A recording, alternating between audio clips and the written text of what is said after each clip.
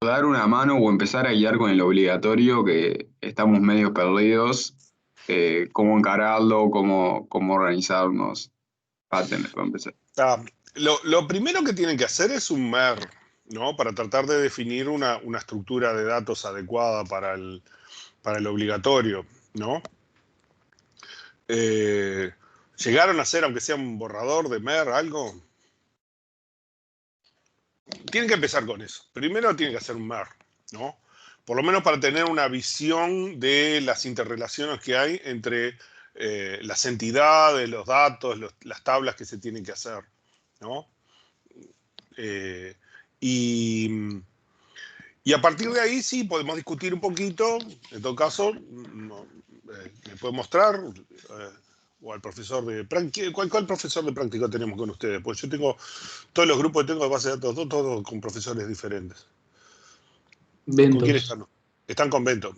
Bento es remacanudo. Ustedes le tiran el coso y le dice esto está bien, esto está mal, esto está horrible, esto está fantástico. Pero primero, tienen que hacer, ya tendrían que tener el MER hecho. ¿Ah? Por lo menos para tener la representación de los datos del obligatorio. Hicieron algo, hicieron aunque sea un borrador, algo para discutir, ¿no? ¿Me explico? No tienen por qué estar bien. En realidad, por lo menos hacer una comprensión. Entonces, mire que lo que van a hacer ahora con el laboratorio de ahora en más es eso, es un ida y vuelta. Ustedes le muestran cómo van el profesor de práctico, me puede mostrar a mí también, pero el que está más en el tema del obligatorio es el profesor de práctico. Entonces usted le, mirá, estoy haciendo esto, y él te va a decir, no, pensalo esto mejor, fíjate hacer tal cosa, porque si haces así, esto se te va a complicar más adelante con tal o cual cosa. Si no traen el material al laboratorio, si no van al laboratorio, no nos dan un feedback, nosotros no los podemos guiar. Porque es un obligatorio, pero es un obligatorio dirigido, ¿no? O sea, la idea es que lo usamos como parte para que ustedes fijen conocimientos. Es importante que vengan con algo, ¿sí? ¿Han hecho algún modelo de entidad-relación, al menos un esquema básico de las tablas que usarían? Tienen que empezar con eso. Empiecen con eso. No importa si está mal, pero empiecen con uno. Me lo mandan a mí, se lo mandan preferible a Gabriel, ¿no? Y empezamos con eso a trabajar, ¿no? ¿Se entendió? No sé si con esto les explico o querían Sí, algún tipo de cosa, consulta más, ¿no? Pero con eso ya tenemos algo con qué discutir y decir, no, fíjate que acá este diseño que vos haces la tabla, si lo haces así, se te va a complicar de tal o cual forma. ¿Ah? Entonces tenemos algo para discutir. O sea, aprovechen la clase de laboratorio para eso, ¿no? Porque él creo que le queda una clase más, no sé si tiene que dar... no sé si, no me acuerdo qué era lo que le faltaba algo de dar, no sé si vistas materializadas, no sé, o cursores, o alguna cosa de las últimas. Y después no hay más clases, en realidad son todas clases de consulta para guiarlos. El objetivo de esto es arrearlos en el obligatorio para que les vaya bárbaro, ¿no? Eh, si no aprovechan esas clases, es probable que no les vaya bien en el obligatorio. Y en general, yo les diría que la gente que no exonera esta materia es principalmente aquellos que no se pusieron un poco las pilas en el obligatorio. Digamos, la principal fuente de no exoneración es que no hicieron un buen trabajo en el obligatorio. Entonces tienen que aprovechar la clase de laboratorio, ¿tá? Traer material para poder tener un feedback y ver cómo van. No tienen que ponerle muchas horas, pero sí conviene que le vayan tomando, digamos, que lo vayan haciendo desde ahora más, y así llegan bien holgados al final de la entrega. ¿Tá? Más o menos te respondí lo que precisamos nosotros para poder empezar con el problema, ¿sí? ¿Se acuerdan los ejercicios de base de datos 1 que empezaban a leer la letra y hacer el esquema de entidad-relación? Empiecen con eso. No importa si se equivocan, si hay alguna cosa que está media turbia, no importa, tráiganla y sobre esa base empezamos a trabajar. No necesariamente todos van a hacer el mismo diseño, algunos lo interpretarán de una forma, otros lo interpretarán, o sea, los diseños pueden variar, pero eso no quiere decir que estén mal, ¿tá? ¿Sí? Dale, dale. ¿Tá? Yo Pero ya hoy más tarde te mandamos algo para que nos empieces a guiar. A guiar. está bien, está bien. Como si hicieran eso, un ejercicio de base de datos 1. ¿Tá? Bueno, vamos a empezar con nuestro tema. Nuestro tema era optimización, que de la parte teórica es uno de los temas fundamentales. ¿Tá? Bueno, habíamos dicho que repasen álgebra relacional, que lo vamos a usar. Aquí hay fórmulas. Fíjense que algunas de estas fórmulas son estas equivalencias, por ejemplo, esta equivalencia que hay acá, ¿no? Esta solo se cumple si la condición 1 hace referencia a atributos de R y la condición 2 hace atributos a referencias de S, ¿no? Que son dos tablas, dos relaciones diferentes, ¿no? O sea, esta equivalencia solamente se cumple si se cumple eso. Si no, no se puede cumplir, porque no puedo poner condiciones sobre cosas que no están en R y condiciones sobre los que no están en S. O sea que, fíjense que algunas de estas tienen algunas restricciones sobre cuándo se cumplen. Por ejemplo, acá dice que hago R menos S y tengo un conjunto de condiciones, y estas condiciones se cumplen en R en la medida que, bueno, las condiciones sean para los valores de R también. ¿Ah? Igual acá sí, la idea es que el filtrado menos S no va a dar igual. ¿Ah? Pero bueno, algunas de esas son dependientes. Esto ya lo habíamos hablado un poco, en donde nosotros teníamos,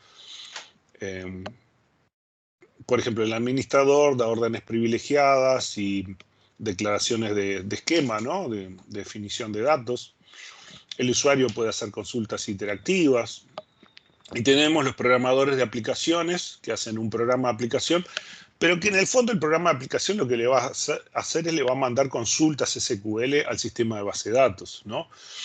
Y esto es un poco lo que ustedes están haciendo en el obligatorio de base de datos 2. Ustedes van a ser programadores de base de datos, van a hacer un programa de base de datos, ¿no? Porque van a tener código en la base de datos, ¿no? Procedimientos, triggers y esas cosas, ¿no?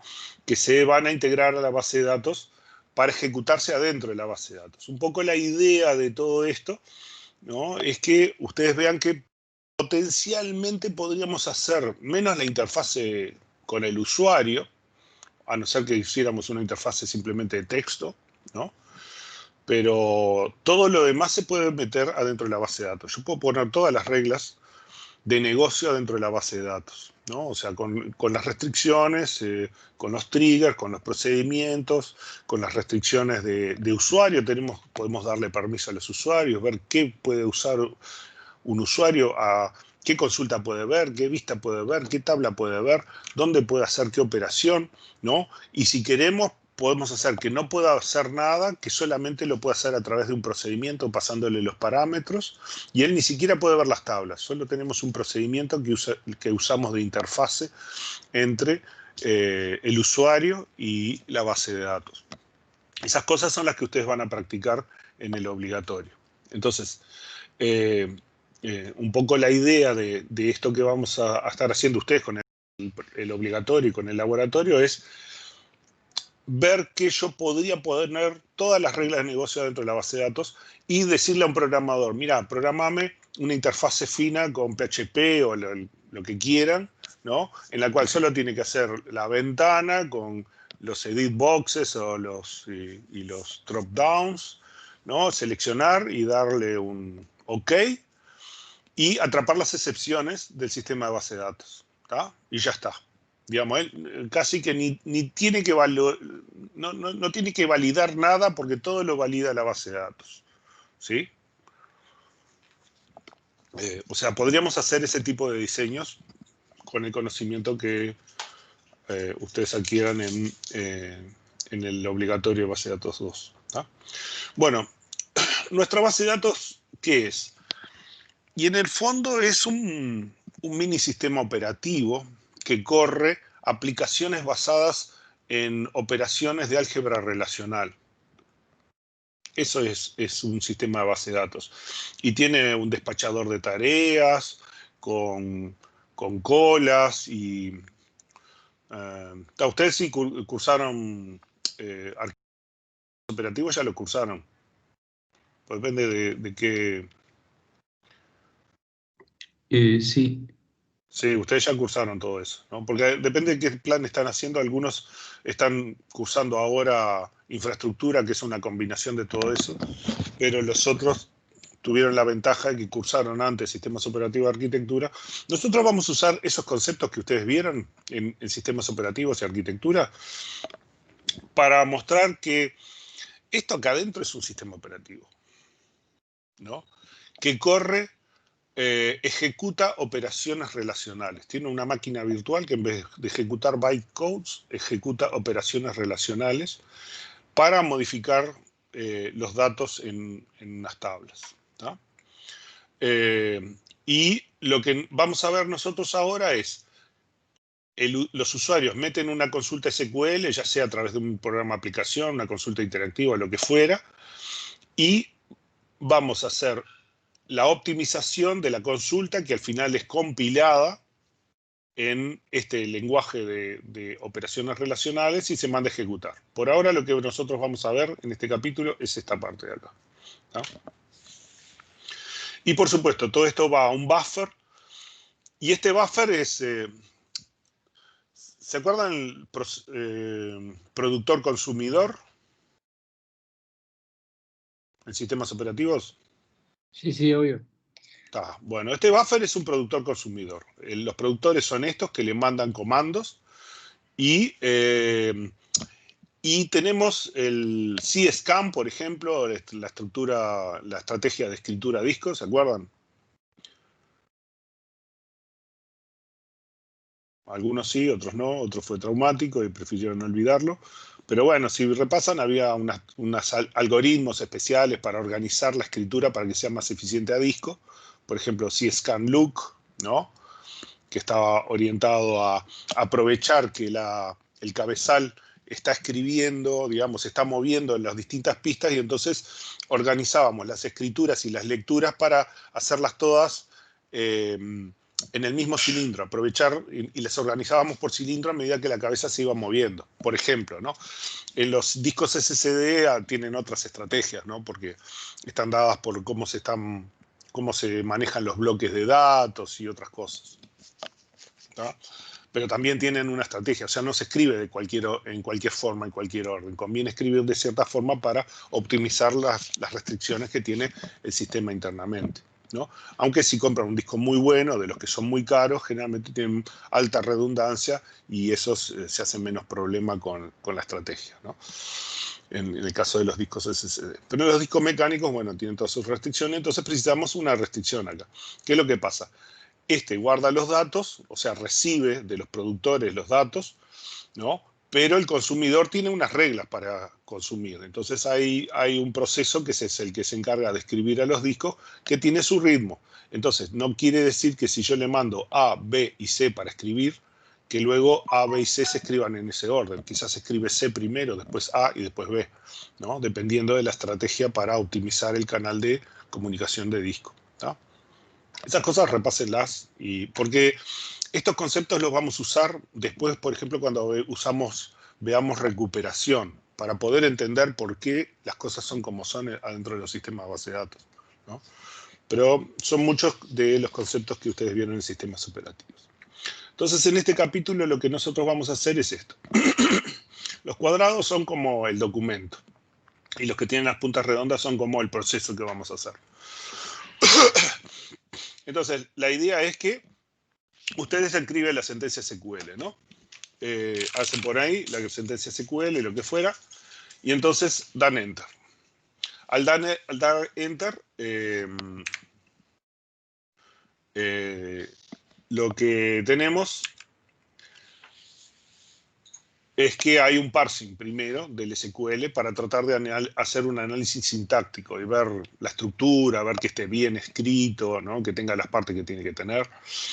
Y después de ese análisis sintáctico, lo que se hace es, se transforma en un sistema de álgebra relacional extendida. Y lo que se identifica es un árbol canónico inicial.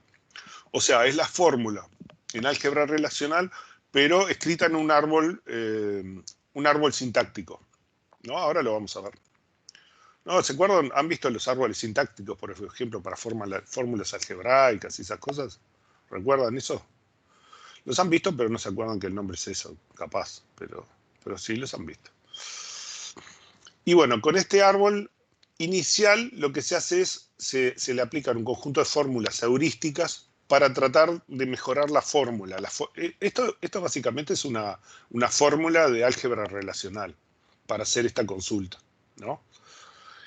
Lo que pasa es que nuestras fórmulas de álgebra relacional, depende de cómo lo hagamos, algunas son más eficientes y otras son menos eficientes. Entonces lo que vamos a buscar es transformaciones de este árbol inicial, ¿no? Para tratar de que la fórmula sea más eficiente de hacerse físicamente, ¿tá? En general, en base de datos 1, ustedes hacían cualquier fórmula y andaba igual, ¿no? Y no veíamos el tema de costo. Pero acá vamos a ver que de repente, de dos fórmulas que hay una que es mucho mejor y otra que es mucho peor. Por ejemplo, una que haga el producto cartesiano primero y después filtre, en general es bastante mala porque el producto cartesiano es muy costoso, ¿no? En cambio, si hace un buen join, aprovechando ciertas particularidades de las tablas y tiene buenos índices y cosas por el estilo, va a ser mucho más rápida y eficiente en hacer la misma consulta. Entonces se van a aplicar estas transformaciones heurísticas y se van a obtener varias alternativas de plan. O sea, de este árbol canónico se obtienen un pequeño conjunto de alternativas posibles que están mejoradas, ¿no? Y de estas, lo que vamos a hacer es para cada operación, por ejemplo, una búsqueda, un join, le vamos a calcular el costo físico, ¿no? Parecido como lo hicimos con los índices. Por ejemplo, para ir a buscar un dato, ya lo vimos. O sea, si yo tengo el índice, me va a costar tantos bloques. Si no tengo índice, tengo que hacer una búsqueda lineal adentro de la tabla y ya sabemos cuánto nos cuesta, ¿no? Entonces, poder asignarle costos a la implementación, ¿no? Esto ha ayudado a que, en general, el sistema guarda algunas estadísticas de las tablas, ¿no?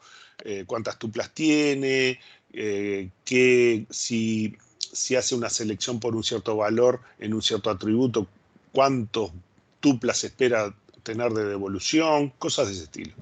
Entonces, con eso obtenemos lo que llamamos planes físicos, o sea, son algunas de estas implementaciones que hicimos con las heurísticas, le agregamos los costos y entonces sabemos cuánto cuesta cada uno de estas alternativas. Y de estas sí, simplemente elegimos la mejor, la que tiene el menor costo es nuestro plan final, ¿no? Este plan final, luego, todos estos son árboles sintácticos. Lo que hacemos es este árbol, lo recorremos en profundidad primero y después en amplitud, y entonces linearizamos la fórmula y la transformamos en una ejecución secuencial, ¿no? Y se compila en una transacción que se va a mandar a la máquina virtual de operaciones relacionales, ¿no? Entonces queda en la cola del despachador de transacciones y ahí esa parte de los despachadores de transacciones lo vamos a ver más adelante en otras secciones. O sea, nosotros vamos a hablar de esta parte. Esta otra parte, lo que pasa después de eso, lo vamos a ver más adelante. ¿Sí? ¿Hasta acá me siguen? ¿Preguntas, dudas de algo de esto? No. ¿No? Bueno. Básicamente es acá lo que explico es eso, ¿no? Tiene el texto del SQL, se analiza sintáctico, se hacen las operaciones relacionales, se consulta, la consulta es optimizada, luego que se hacen varios procesos se compila, ¿no? Una cosa interesante es, las consultas son guardadas en un caché, o sea, el código de la consulta es guardado en un caché. Incluso algunos sistemas como Oracle, por ejemplo, guardan pedazos de las consultas.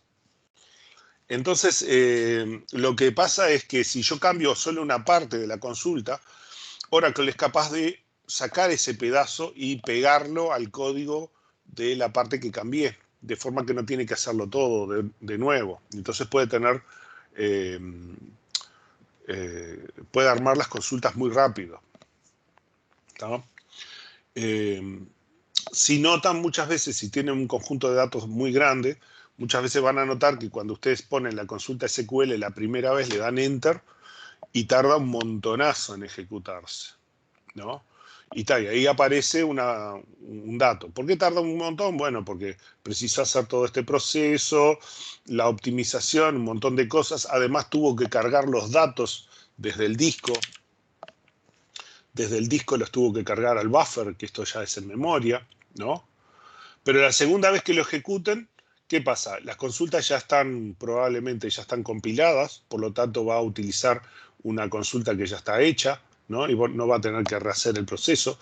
Y los datos casi seguramente ya están en memoria. Entonces, la segunda vez lo va a hacer muchísimo más rápido, ¿sí?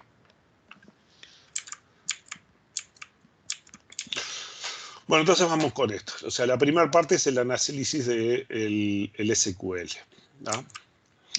Ustedes ya han visto que si yo tengo una sentencia SQL, digamos, que la puedo escribir en álgebra relacional, ¿no? O sea, acá yo tengo la consulta que me dice seleccionar apellido y nombre de los empleados cuyo salario es mayor que el máximo salario de los empleados del departamento número 5, ¿no? Esto es lo que hace esta consulta. Entonces, primero trato de ver la subconsulta, ¿no? Y trato de obtener el máximo salario de los empleados que son del departamento número 5 y obtengo el máximo salario, ¿no? Con la función máximo, ¿no? Max de la selección esta. Y después eso aplico la otra subconsulta, ¿no? O sea, selecciono apellido y nombre donde los salarios sean mayores que el máximo salario que había calculado antes, ¿no? O sea, perfectamente, si yo tengo un SQL, lo puedo traducir a relacional. Y viceversa, ¿no? Si yo tengo un álgebra relacional, lo puedo traducir a SQL, ¿no? Por ejemplo, encontrar el piso, ¿no? El piso, ¿no? El piso, suponiendo que es un edificio con varios pisos y oficinas de varios pisos, ¿no? Una cosa de ese estilo. Donde trabajan los empleados que ganan más de 3.000 pesos, o 3.000 dólares, o 3.000 yuanes, o lo que sea, ¿no? Y entonces hago esta consulta y lo puedo hacer en álgebra relacional de esta forma. Vean que acá yo lo que estoy haciendo es un producto cartesiano de empleado por departamento. Esta es una consulta muy ineficiente, porque si yo tengo 100 empleados y tengo 10 departamentos, el resultado van a ser 1000 tuplas, de las cuales la gran mayor parte de esas las voy a descartar simplemente porque no tienen nada que ver, porque me va a juntar empleados con departamentos que no tienen nada que ver. Entonces lo que voy a hacer es voy a filtrar los pares donde el empleado coincide con el departamento que le tocó, que esos son los únicos válidos, y dentro de esos voy a quedarme con los que tienen un salario mayor a 3.000. Y de ahí haré la proyección nombre-piso, que es la que voy a hacer, ¿no? Pero este tipo de consultas, así planteado, son muy ineficientes. Pero es cierto que esta fórmula en álgebra relacional cumple con esto, ¿tá? Generalmente lo que hacen los sistemas es comienzan con lo que se llama la fórmula canónica, que es esta. O sea, el producto cartesiano de todas las tablas, pero nunca se ejecuta el producto cartesiano, es simplemente un aspecto teórico, ¿no? Entonces, vemos que es posible traducir el de SQL a operaciones relacionales, ¿no?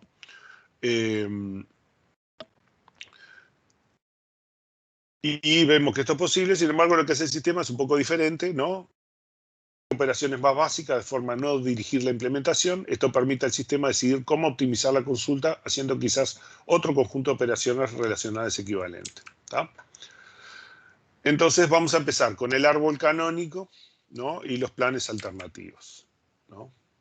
O sea, supongamos que yo tengo esta fórmula, ¿no? Que habíamos visto. Bueno, la armamos como un árbol de esta forma, ¿no? Yo tengo la tabla de empleado, la tabla de departamento, hago un producto cartesiano, del resultado del producto cartesiano hago la selección y de la selección hago la proyección, ¿tá? Digamos, el orden de las operaciones lo ponemos en un árbol.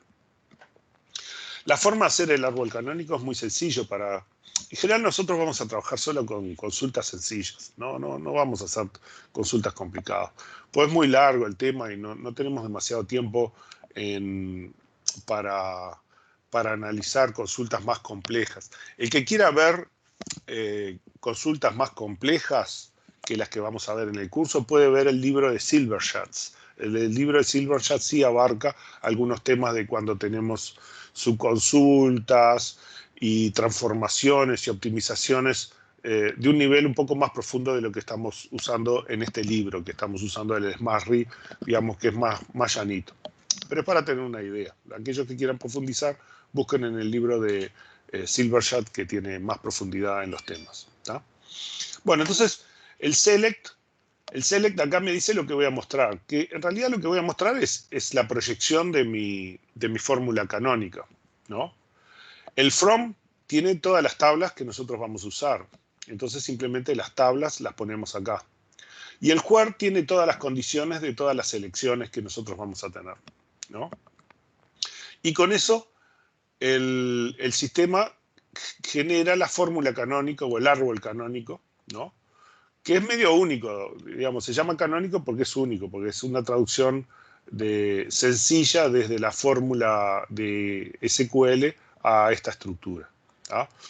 Nunca se va a ejecutar esto, porque en general los productos cartesianos son terriblemente costosos, ¿no? Entonces lo que nosotros vamos a hacer es, a partir del árbol inicial, vamos a generar planes alternativos en base a heurísticas, ¿no? Las heurísticas son un conjunto de fórmulas que van aproximando el árbol canónico a una mejor opción para ejecutar, ¿no? Vamos a ver este ejemplo, ¿no? Queremos obtener el código de producto y la cantidad en stock por depósito de los artículos que hayan sido vendidos a clientes de Uruguay en el año 2019. Esto creo que está sacado de es un examen del año pasado, creo, no me acuerdo. Entonces tenemos la tabla usuario, la tabla orden y la tabla stock, ¿no? La idea es que la orden indica que un usuario por correo electrónico, una aplicación de venta web, el usuario pidió una orden de un cierto producto, pero nosotros queremos obtener la cantidad de stock por depósito de los artículos que fueron vendidos a clientes de Uruguay en el año 2019. Y nuestra consulta va por acá, ¿no? Código producto, depósito, cantidad de usuario, orden y stock, donde tenemos todas estas condiciones. Los usuarios son de Uruguay, el año es el 2019, y bueno, la orden es de cierto usuario, y los productos y los depósitos coinciden, ¿tá? Entonces, a partir de nuestra fórmula SQL, el select va a la proyección, el from va a las tablas que vamos a utilizar, y el where, con todas sus condiciones, va acá, ¿no? Va a la selección que está acá en el medio, ¿tá? Con esto armamos nuestro árbol canónico. Vean que es muy sencillo. Vean la sentencia SQL, vean el árbol, y armar el árbol canónico es bien sencillo, ¿tá? Es simplemente escribir la sentencia SQL de otra forma, al menos para este tipo de consultas sencillas. Y luego aplicamos las heurísticas, ¿no? Ya habíamos dicho que es una consulta muy ineficiente y entonces se debe realizar algún tipo de optimización. Supongamos que si cada tabla tiene 1000 tuplas, el producto cartesiano va a tener 1000 millones de tuplas. Mi computadora puede tardar un año en resolver esto. No es lo que queremos. Entonces vamos a aplicar un conjunto de pasos. Primer paso es: divida cualquier operación selección con condiciones conjuntivas, no sé, AND, ¿no?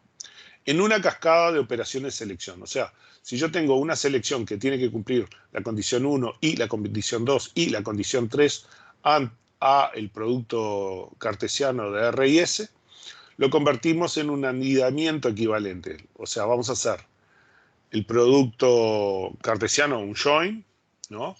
Con la selección 3, y después de haber hecho la selección 3 vamos a hacer la selección 2, y después de haber hecho la selección 2 vamos a hacer la selección 1, ¿no? Entonces, lo que nos va a quedar es, las selecciones quedan todas separadas, ¿no? Los AND los borramos y simplemente hicimos una cadena de selecciones sucesivas. Segunda etapa. Mueva cada operación selección tan abajo en el árbol de consultas como sea permitido por los atributos involucrados en la condición de la selección, ¿no? Esto es que si involucra atributos de solo una tabla, se mueve hasta esa tabla. Vean que, por ejemplo, seleccionar los usuarios de Uruguay, lo que hacemos es, lo llevamos hasta arriba de Uruguay. O sea, usamos todos los usuarios y enseguidita filtramos todos los usuarios de Uruguay, nos quedamos acá, a este nivel, tenemos solo los usuarios de Uruguay. Y la condición de que el año es de 2019 para las órdenes, acá tenemos la tabla de órdenes y seleccionamos por fecha que sea el 2019, y a esta altura lo único que tenemos solo las órdenes de 2019. De esa forma, en el producto cartesiano, luego se va a hacer un join, solo vamos a usar las órdenes que son de ese año. ¿Sí? ¿Hasta acá me siguen? Sí. Después dice, coloque las relaciones de tablas con selección más restrictivas para que se ejecuten primero. O sea, lo que yo tengo que calcular es la cantidad de información que me devuelve esta tabla con esta selección y esta tabla con esta selección. Y en general conviene, porque esto lo vamos a leer luego de izquierda a derecha, o sea, esto lo vamos a procesar en profundidad primero y después de izquierda a derecha, ¿no? Entonces, en general lo que hacemos es, tratamos de lo que tenga la menor cantidad que esté a la izquierda. ¿Por qué? Porque si ya filtramos lo primero, esto al hacerlo join también me va a filtrar el resto y me va a filtrar el resto, ¿no? Porque yo ya no voy a precisar hacer el join con los usuarios que no son de Uruguay. Ya directamente no hago ese join y me ahorro ese costo. ¿Ah? La letra nos dice que la selección por Uruguay nos da el 1% de las tuplas de los usuarios. O sea, de todos los usuarios de esta empresa, el 1% son uruguayos. Mientras que la selección del año 2019 nos da 10% de las tuplas. O sea, las órdenes de 2019 son el 10% de las tuplas del sistema de ventas. ¿Sí? Entonces, por eso ponemos primero Igual, los Enrique, usuarios. tengo una pregunta. Sí. Porque yo entiendo de filtrar para hacer el producto cartesiano con menos tuplas, pero igual si estás haciendo el producto cartesiano en un caso donde los filtros igual te dan muchas tuplas, o sea, para mí el producto es en producto cartesiano, que no hay que hacerlo. O hay que hacerlo de otra manera, no sé si se entiende. Es esta presentación. Esperá que Ah, ya llegamos. Pero estaba todavía acá. Sí, ya lo vamos a ver. A ver, faltan 8 pasos, 5 pasos más. Sí, faltan 5 pasos más. Sí, sí. Pero tenés razón, efectivamente. Tú lo has dicho. Bueno, entonces lo que hacemos es, tratamos de poner estas a la izquierda. ¿Tá? Sí, en realidad ya lo habíamos explicado, ¿no? Y ponemos los más costosos al final, ¿tá? Los que tienen más elementos al final. ¿Tá? Guarda, esto no siempre es lo mejor, pero en la gran mayor parte de los casos funciona. En la gran mayor parte de los casos, poner el que tiene menos al principio. Por ejemplo, uno que estoy tratando de procesar todas las cosas de un producto en particular. Entonces, llevar el producto hacia la izquierda y usar ese como base para hacerle el join, casi siempre me da el menor costo posible. Justamente los productos cartesianos los tenemos que eliminar. Entonces, lo que hacemos es combine las operaciones producto cartesianos con operaciones de selección para obtener operaciones de join, ¿no? Entonces, ¿qué pasa? En Uruguay, con las órdenes, yo tengo que alinear las órdenes de los usuarios de Uruguay. Entonces, yo lo que voy a hacer es, esta selección con el producto cartesiano es equivalente a hacer un join entre email del usuario e email de la orden. Ya acá eliminamos este producto cartesiano y acá a este nivel sabemos que del orden va a ir el depósito, la operación, la obra de depósito, y de este lado el stock también va con el depósito y con el código de producto, ¿no? Entonces la selección de código producto y de depósito entre stock y orden, se nos va a transformar con el producto cartesiano acá en un join, ¿no? Por lo tanto, lo que nosotros vamos a hacer acá son efectivamente joins y no vamos a hacer productos cartesianos, ¿tá? ¿Qué puede ocurrir? Puede ocurrir que de repente me quedaron las tablas que están relacionadas con una condición de estas, me quedaron muy separadas y no puedo hacer y me queda un producto cartesiano ahí. Entonces ahí yo tengo que ver si puedo hacer intercambios de tablas de orden para lograr que el producto cartesiano lo pueda eliminar, ¿no? O sea, si dos selecciones no tienen una relación directa, se debe cambiar el orden de tratamiento de las tablas para evitar los productos cartesianos, ¿tá? Y vuelvo a aplicar las heurísticas anteriores, ¿tá? Puede haber algún caso donde el producto cartesiano es aceptable. Por ejemplo, si el conjunto de datos es muy chiquito o alguien me pide efectivamente un producto cartesiano porque me está planteando una operación en la cual no hay condiciones de igualdad entre los atributos. Entonces, en ese caso le doy el producto cartesiano. Si ustedes en SQL tratan de hacer un natural join entre dos tablas que no coinciden en nada y no tienen ningún atributo en común, les va a dar el producto cartesiano. ¿Sí?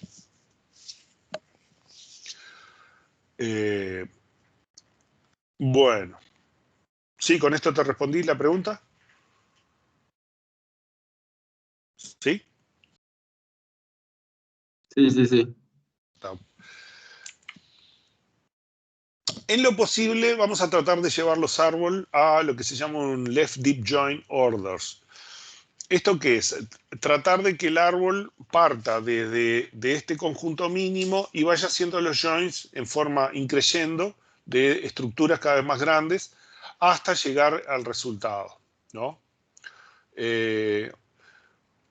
Esta es una consulta sencilla que pero pensemos una que tiene 4, podríamos hacer el join de 2 tablas por acá, el join de 2 tablas por acá, y después hacer el join de los resultados de las dos, ¿no? Y tendríamos un orden de magnitud. O sea, tendríamos bien un arbolito equilibrado, ¿no? Sin embargo, no siempre eso significa menos costo, ¿no? Porque a veces no tengo elementos que están dentro del otro árbol. Yo lo puedo correr en paralelo, por ejemplo, ese tipo de cosas, ¿no? Entonces hago una rama que la estoy procesando en paralelo con otra, independientemente. Pero la gran mayor parte de las veces, la otra rama tiene información que me permitiría achicar el costo de la consulta, ¿no?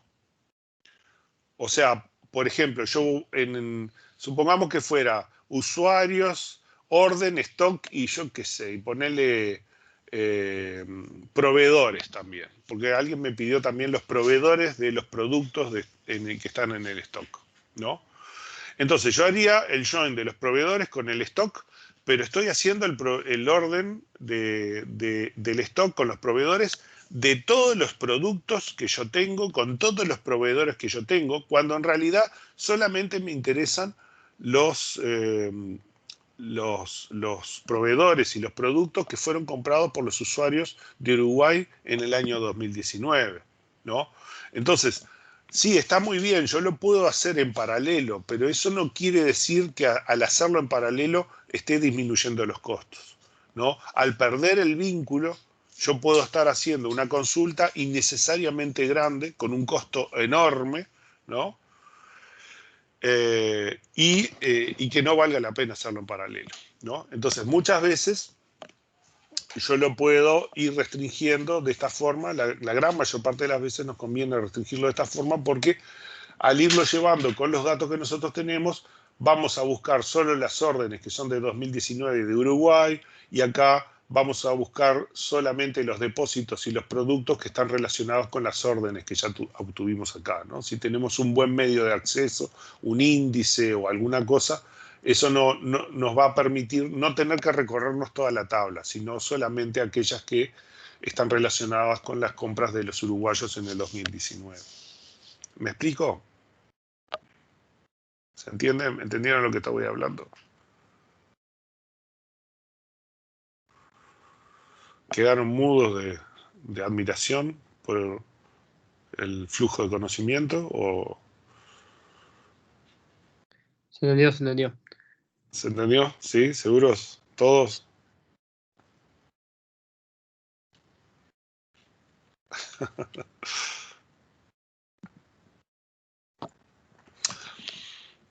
En los hechos. En general, no siempre. O sea, si yo mi otra rama yo la puedo restringir porque tiene algún tipo de reglas y restricciones que me va a quedar un conjunto chico de datos, quizás no, pero la gran mayor parte de las veces el hacer en paralelo no me garantiza que vaya a disminuir el costo, ¿sí? Porque muchas veces me va a quedar una enorme cantidad de datos que no están filtrados por datos que están relacionados con lo que se está procesando en el otro proceso, ¿no? Bueno, entonces en lo posible trate de llevar a un árbol de left deep join orders, o sea que lo que voy haciendo me va a quedar todo un árbol que está estirado hacia la izquierda, ¿no?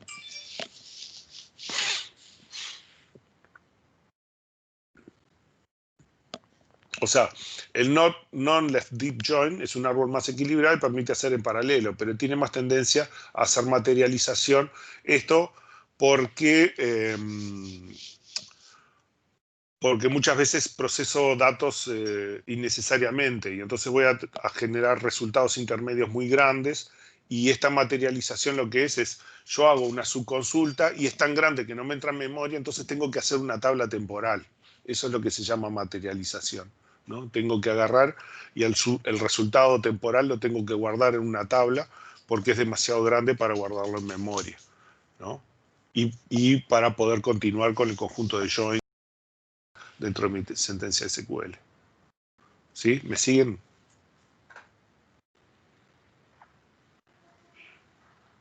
¿Tá? Acá esto de pipelining quiere decir, ustedes piensen que yo tengo un proceso que está leyendo la tabla y ese proceso le está mandando mensajes a un subproceso que está haciendo el filtrado. Y digamos, las tuplas que son de Uruguay las deja pasar y las que no son de Uruguay las consume, ¿no? Las desaparece, ¿no? Y entonces le está mandando a los usuarios de Uruguay, ¿no? Y a medida que llegan los de las órdenes, los va machando, ¿no? Si está todo bien, todo esto lo podemos hacer por mensajes y hacerlo en memoria. A medida que vamos leyendo una tabla, se va leyendo la otra y vamos mechando los mensajes, y entonces podemos utilizar muy poquita memoria si está bien organizado. Pero eso no siempre ocurre.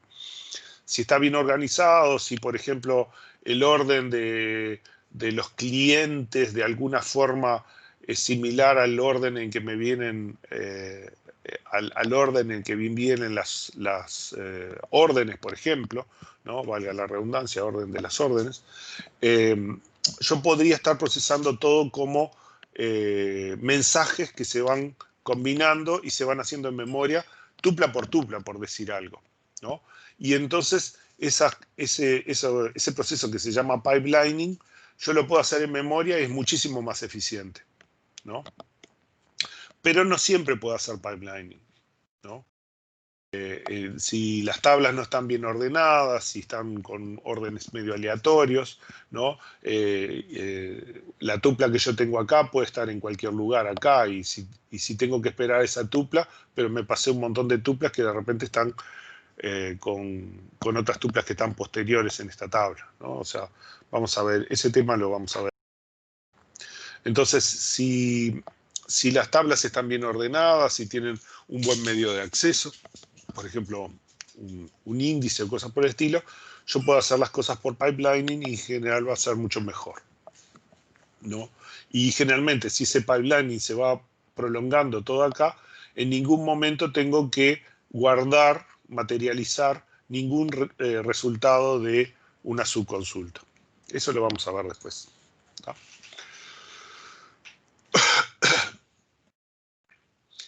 Bueno, 6. Defina listas de proyección de forma de disminuir el flujo de atributos entre las operaciones. ¿Qué es lo que pasa? Por ejemplo, yo acá tengo los usuarios, ¿no? Y los usuarios tenían todos estos atributos. No, estos son los atributos del usuario.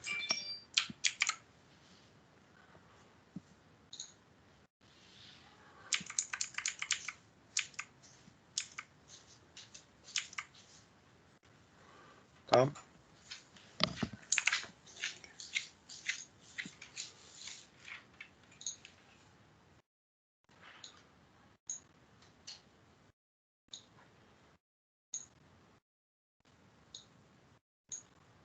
Y les voy a achicar bastante. Todos de 12.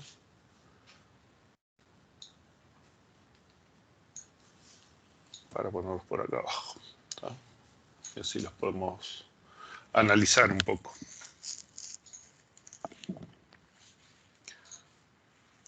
Entonces, ¿qué es lo que pasa? Mi usuario tiene email, nombre, país y dirección de envío. Pero mi consulta es el código de los productos de los depósitos y la cantidad de los productos comprados por los uruguayos. ¿Tá? O sea, que acá arriba Uruguay no tiene que llegar, ¿no? En realidad, después que seleccione Uruguay, acá arriba el atributo país ya no lo preciso, ¿no? Y probablemente no preciso ningún otro atributo del usuario más que el correo electrónico. Entonces hago la proyección. Lo que yo voy a pasar después de la selección para acá arriba es solamente el correo electrónico. El nombre, el país, la dirección del envío no me interesa, porque esto lo preciso para seleccionar las órdenes que son del año 2019 y que son de los usuarios de Uruguay, ¿no? Que ya los identifiqué por el email. Y de esto es preciso el código producto y el depósito porque es lo que yo tengo que poner en el resultado. Tengo que poner el código de producto de depósito de las órdenes de los uruguayos. Una vez que hice el join, el email ya no lo preciso. Solamente preciso el código de producto y el depósito, ¿no? Preciso el código de producto y el depósito porque tengo que ir a buscar en la tabla de stock cuál es la cantidad de ese producto que yo tengo en ese depósito, ¿sí? Entonces, de este preciso código producto, depósito y cantidad para poder buscarlo, ¿no? Y está ahí, acá ya lo mando, ¿sí? Entonces, la idea es que yo haga estas proyecciones. Estas proyecciones valen la pena, en general, si yo tengo que materializar la subconsulta. Si yo leo todos los usuarios y selecciono los de Uruguay y no me caben en memoria, pues son montones los uruguayos que compran en mi tienda, ¿no? 1,5 millones de uruguayos compran en mi tienda, entonces no me caben en memoria mi servidor, entonces lo materializo. Al materializar una tabla temporal que solamente tiene los correos electrónicos, ocupan menos espacio y es más rápida de escribir y más rápida de leer, ¿sí? Si yo guardara todo el usuario, me va a ocupar mucho más espacio, pero es innecesario porque el nombre, país, dirección de envío para esta consulta no los preciso. ¿Se entiende? Entonces, estas proyecciones son importantes cuando yo tengo que hacer materializaciones. En el caso de que yo trabaje por pipelining, o no necesariamente todas estas operaciones se van a hacer por pipelining, después lo vamos a ver, ¿no? Quizás hacer la proyección no valga la pena y sea un desperdicio de tiempo de procesador, porque a fin de cuentas yo estoy mandando mensaje tupla por tupla y el otro proceso simplemente va a descartar esos atributos, ¿no? Entonces no vale la pena hacerlo, ¿tá? Pero para la gran mayor parte de los casos me conviene definir las listas de proyección acá e identificar, tener claro cuáles son los mínimos atributos que yo preciso para terminar la consulta, para completarla. ¿Se entendió esto?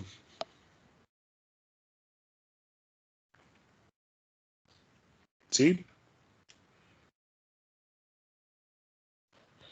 Se entendió, sí. ¿Sí? Todos lo tienen claro. No. Paso 7. Identifique los subárboles que representan grupos de operaciones que pueden ser ejecutados por un solo algoritmo o combinados en pipeline. ¿Tá?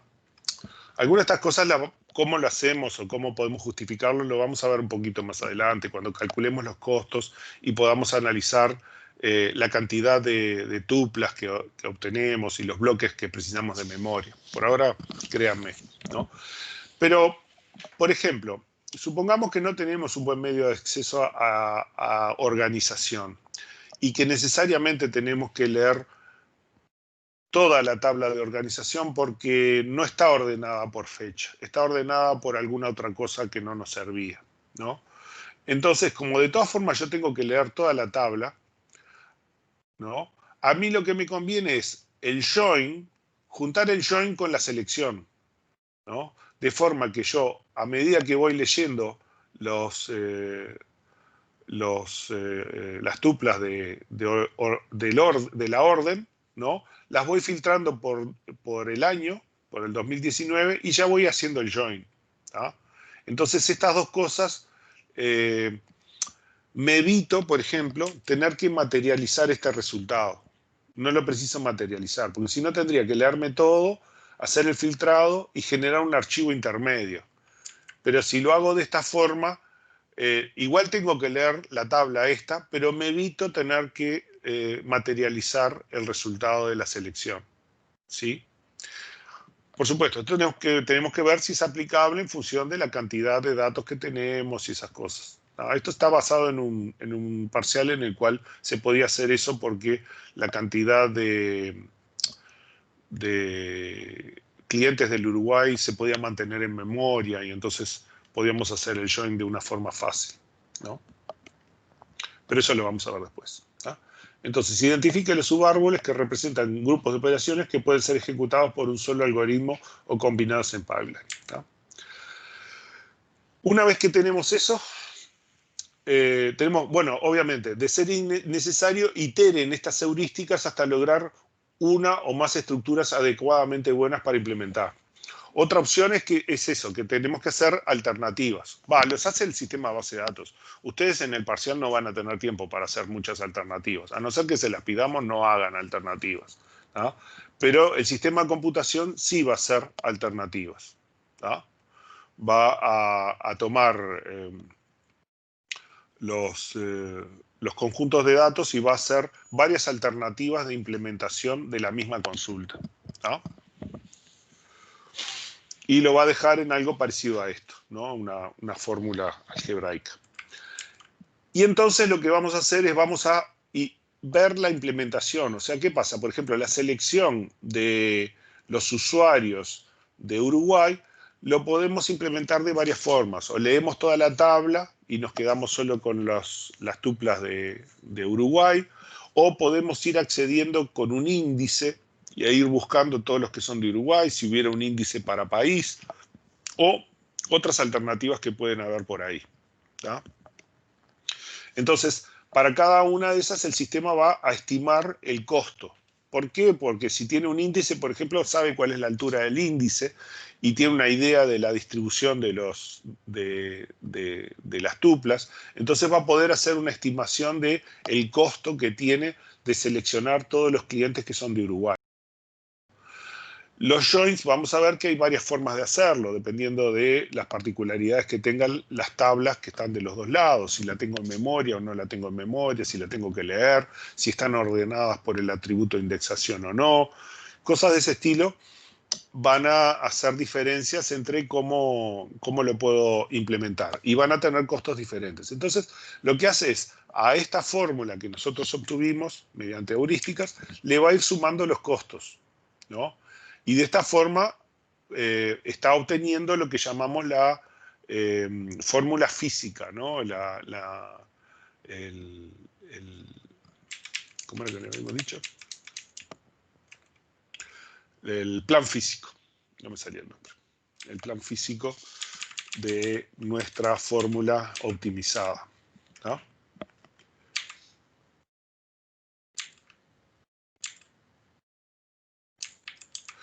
Bueno. ¿No?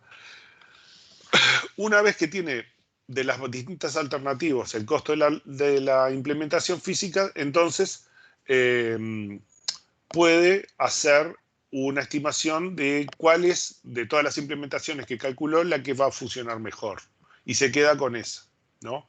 Bueno, vean que las proyecciones en general no afectan el costo, porque son simplemente manejos a nivel de memoria que dicen, bueno, si tengo tales atributos me quedo solo con estos. Entonces, en general, las proyecciones no aumentan el costo.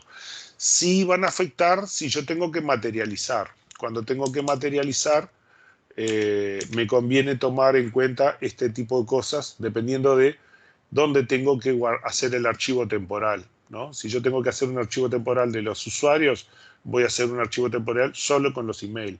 Si tuviera que hacer un archivo temporario del resultado de este join, voy a hacer un archivo temporal que solamente tenga código, producto y depósito. ¿Tá? De esta forma voy a disminuir el tamaño y por tanto el costo de la tabla que tengo que guardar para este pedazo de la consulta, para esta subconsulta de la consulta. ¿No? Y vamos a hacer un corte de 5 minutos y volvemos a ver algunos ejemplos. ¿No? Bueno, acá es un árbol canónico, aplicamos las heurísticas y no queda algo parecido a esto, ¿no? En este caso.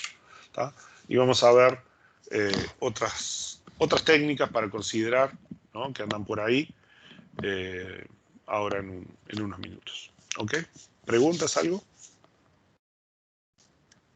No. ¿Sí? Bueno, 5 minutos y volvemos.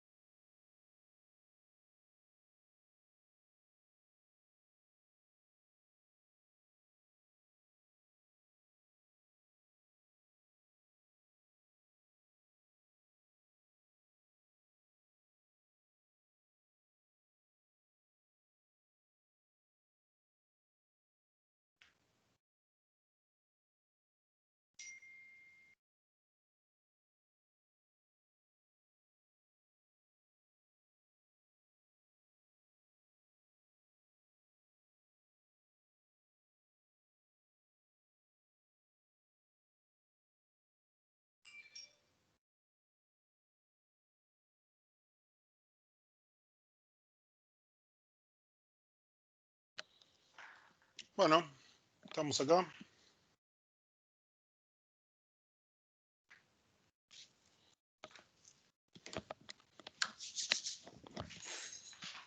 ¿Sí? ¿Volvieron?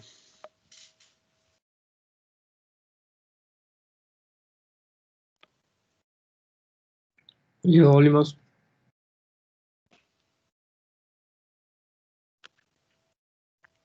Bueno, esta que les voy a mostrar es una heurística ahí.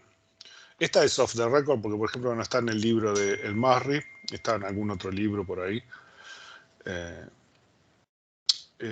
es bastante sencilla. Esta es un caso, una heurística especial para donde las consultas buscan pocos datos y tenemos siempre, asumimos que hay claves, ¿no? Que estamos usando las claves foráneas, las búsquedas por claves foráneas, ¿no? A claves primarias o únicos de las tablas, o sea que tienen atributos únicos al que estamos haciendo referencia, ¿no? No nulo, preferiblemente. No sé si recuerdan que, por ejemplo, ese tipo de cosas pasaba con las vistas que son actualizables, ¿no? Las vistas actualizables, por ejemplo, en Oracle, solo funcionan si cumplen con estas condiciones, ¿no?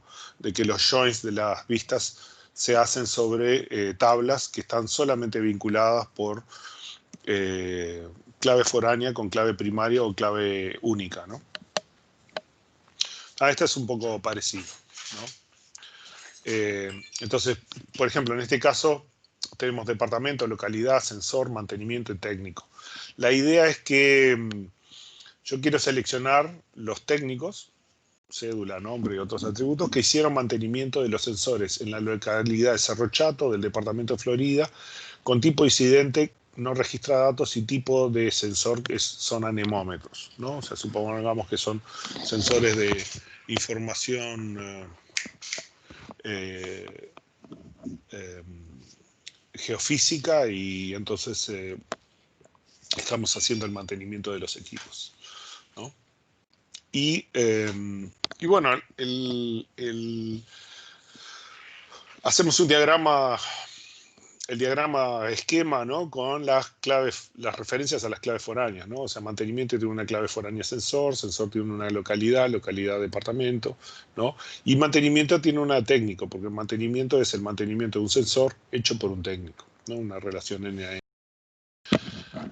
Entonces la idea de este tipo de tablas, justo esta no tiene una estructura arbórea, ¿no? Pero podría tener, por ejemplo, que el sensor además está vinculado con un proveedor y tiene una garantía, por ejemplo, cosas por el estilo, ¿no? Pero la idea es que se crea un grafo de dependencias de clave foránea destacando los datos de las selecciones, los joins y los datos de las proyecciones o resultados. Normalmente esto devuelve un grafo arbóreo. Justo este no es arbóreo porque es sencillo.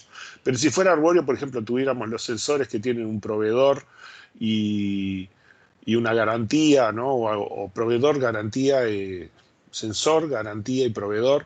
Bueno, tendríamos otra flecha que va a otra tabla acá y que va a otra tabla acá. Y simplemente las encadenamos acá. Podríamos poner sensor, localidad, departamento y después esta flecha le pondríamos las otras dos tablas acá, ¿no? No nos cambia mucho, simplemente que nos va a agregar algunas tablas más y unos arcos más. Lo que sí, lo que tratamos de armar es como una estructura jerárquica, de identificar el elemento principal y después todas las dependencias que se van a armar del elemento principal de la consulta hacia todas las tablas que están relacionadas. Entonces las aristas van desde las claves foráneas hacia las claves de las tablas, aunque si hay medios de acceso inverso pueden ser en el otro sentido, se verá más adelante. Se arma una secuencia de tablas de forma que las aristas apunten, se arma el camino más largo y se intercalan las otras ramas también de izquierda a derecha. O sea, si hubiera otras ramas, las vamos intercalando también de izquierda a derecha en algún lado, ¿no? Hasta antes del join donde se interconecta, ¿no? Suponemos que es eso, una consulta con restricciones, con deselección, que busca cantidades acotadas de datos. Las claves foráneas apuntan a claves primarias. Y la tabla está ordenada por el atributo clave o hay algún índice para realizar las búsquedas. O sea, asumimos que todos tienen algún medio de acceso más o menos interesante, ¿no? Una clave, o tablas ordenadas por índice o cosas por el estilo, ¿no? Entonces esta es nuestra consulta. Y entonces comenzamos por la que está en el nivel jerárquico más alto, ¿no? En este caso es mantenimiento, o sea, de mantenimiento van todas las dependencias funcionales hacia todos los demás. Entonces, en este caso empezamos por mantenimiento. Se busca por la selección aplicar y se obtiene una lista acotada de tuplas que cumplen. O sea, por ejemplo, en mantenimiento buscamos los que no registran datos, ¿no? Allí depende, si tenemos un índice para encontrar los que no registran datos de una forma fácil, bárbaro. Pero si no, tenemos que leer toda la tabla. Sea cual sea el mecanismo de búsqueda en la tabla mantenimiento, suponemos que nos va a dar un conjunto de tuplas, todas las de mantenimiento que no registran datos, y con un cierto costo A.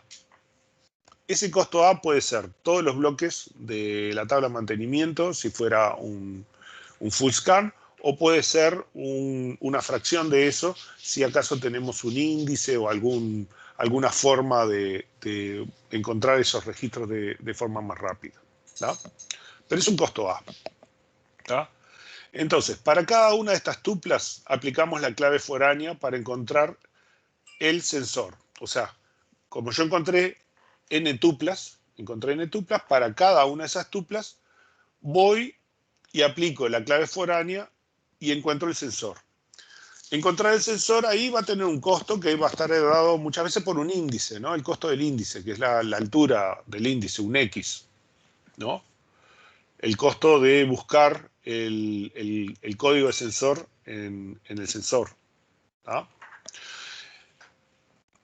Y con eso, para los n sensores, ¿no? Para los n mantenimientos voy a obtener al menos n sensores. Quizás son menos, porque quizás 2 mantenimientos son del mismo sensor, pero como máximo voy a obtener n sensores, ¿tá?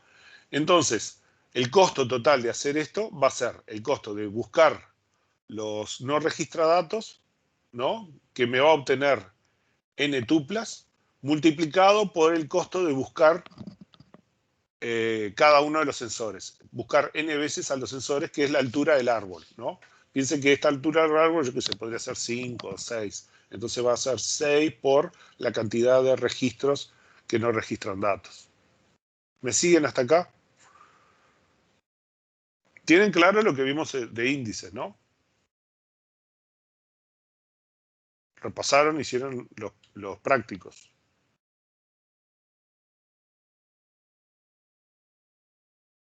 Sí, más o menos, sí. Sí, bueno, está. Pero vamos a usar esos conceptos nada más, ¿tá? Entonces, hasta acá mi costo es este. A, ¿no? El costo de encontrar los no registrados. Eso me dio n tuplas, y estas n tuplas le estoy calculando la búsqueda de cada uno de los sensores para acá. Y bueno, y esto en realidad se repite, ¿no? O sea, esto me va a devolver una cantidad m de sensores, ¿no? Y este m es menor o igual a n, ¿no? Esta cantidad m de sensores es menor o igual a n, porque estamos buscando por la clave foránea, ¿no? Entonces, ahora debemos buscar m veces con costo L las localidades, ¿no? Entonces, este m, que va a ser menor que n, ¿no? Menor o igual a n, busco por el índice la localidad, que con un costo XL, ¿no? Y después lo mismo, ¿no? Después de estas P localidades, que va a ser menor o igual a M, a estas le debemos seleccionar, ¿no? A ver. Vamos a poner M sensores, que es...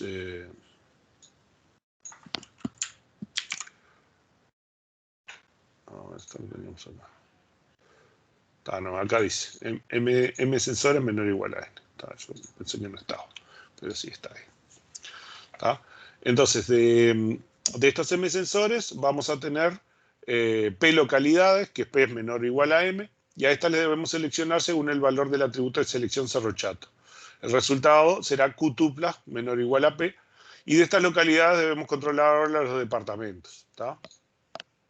Entonces mi fórmula va a quedar algo así. A más N por XS más M por XL más Q por XD. ¿No? A partir de esto obtenemos los sensores Cerro Chato, Florida, que no registran datos. ¿Tá? O sea, ya tenemos todos los sensores, los mantenimientos hechos a los sensores de Cerro Chato, Florida. ¿No? Esto lo precisamos porque Cerro Chato, justo la ciudad de Cerro Chato está en 3 departamentos al mismo tiempo. Está en Florida, en Durazno y en 33. Es una ciudad que está en la frontera de los 3 departamentos. Entonces precisamos identificar de qué lado de qué departamento está. Y además hay localidades que tienen el mismo nombre que están en departamentos diferentes. ¿No?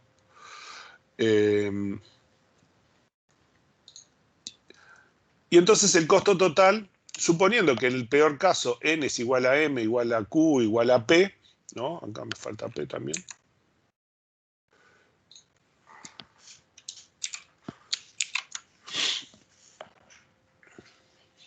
Este era P, ¿no? NXML, ¿no? Estamos hablando de Q veces AM. Bueno, después tengo que revisarlo, pero sí es P también, ¿no?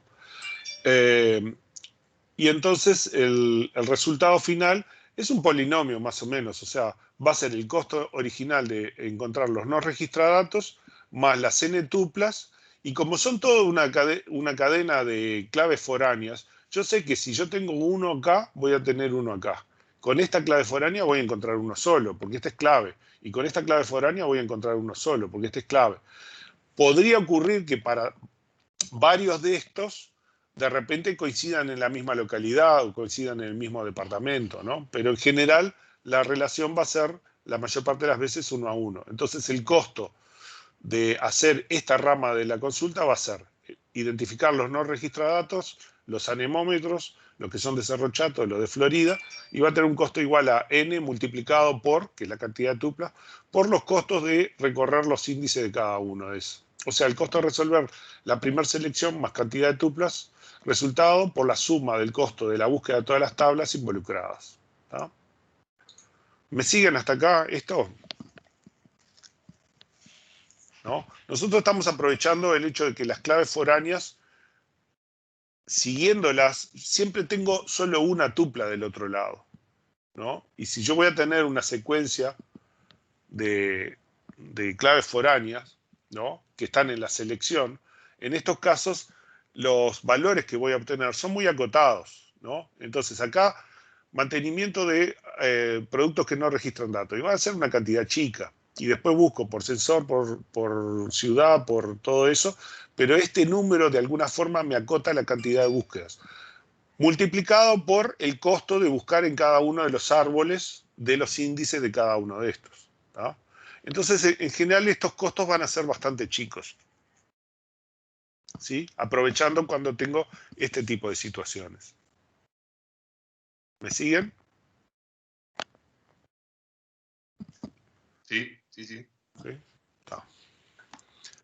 Vean que para otras cosas esto no sirve. Sirve para este tipo de situaciones donde yo tengo una rama que está toda en clave foránea, clave, clave foránea, clave, clave foránea, clave. ¿Ah?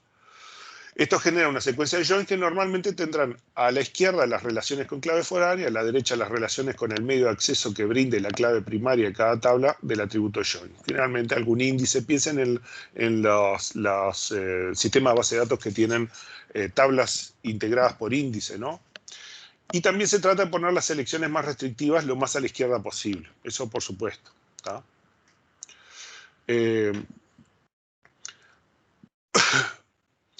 Bueno, en muchos casos de buen diseño, las restricciones de clave foráneas siguen dependencias vinculadas a las consultas más comunes dentro del sistema. Esto es un tema también que probablemente se les presente en el obligatorio. Y la restricción de clave foránea sugiere que se tiene una foreign key del lado izquierdo del join y un medio de acceso eficiente del lado derecho. Índice, tabla ordenada. Ya vamos a ver este tema, cómo resolvemos el costo de estos casos generales. Generalmente tenemos mecanismos eficientes para hacer el join siguiendo estas restricciones. Esto depende mucho de la selectividad de la restricción y el medio de acceso. Bueno. Otra forma de seguir las claves key, la foreign key depende de la cardinalidad de los elementos y las selecciones, tratando de disminuir el costo, ¿no? De vuelta, esto es solo una heurística y no siempre da los mejores resultados y se debe evaluar con otras alternativas. Otra cosa interesante para ver es muchos sistemas de base de datos. ¿Qué es lo que pasa? Cuando yo tengo las dependencias de clave foránea, muchas veces yo tengo on the led cascade o on the led null o cosas por el estilo. ¿Sí? ¿Se acuerdan de esto? Cuando declaro una clave foránea, una restricción de clave referencial. ¿Sí? ¿Se acuerdan? Bueno, supongo que sí. Entonces, ¿qué es lo que pasa? Algunos sistemas base de datos, por ejemplo MySQL, pueden seguir este link, ¿no? Lo que hacen es indexan también a la clave foránea, porque yo preciso hacer este tipo de cosas rápido. Si yo voy a borrar la tupla maestra a la cual hacen referencia, supongamos que yo tengo un montón de empleados que pertenecen a un departamento, ¿no? A un mismo departamento, pero yo borro el departamento. ¿Qué pasa con los empleados que dependían de ese departamento y que tienen una dependencia de clave foránea, ¿no? Muchas veces lo que te van a decir el sistema es, no, mirá, no podés borrar el departamento porque tenés dependencias hijo, ¿no? Y entonces no lo podés borrar. Pero si vos pones una cosa de este estilo, la idea es que, o por ejemplo un set default, ¿no? On the let default, ¿no?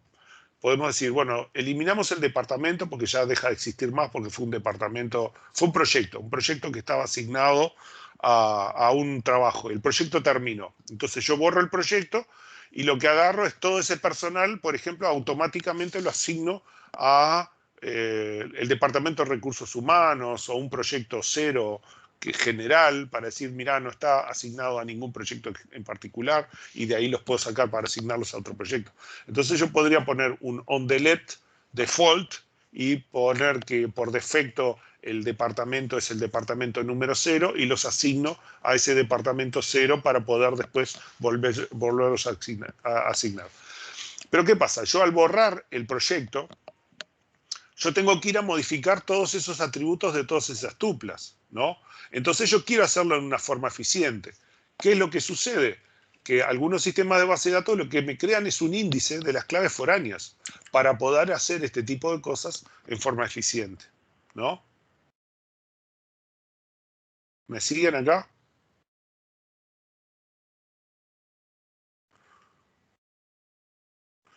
Nihongo Hanashimasu ka?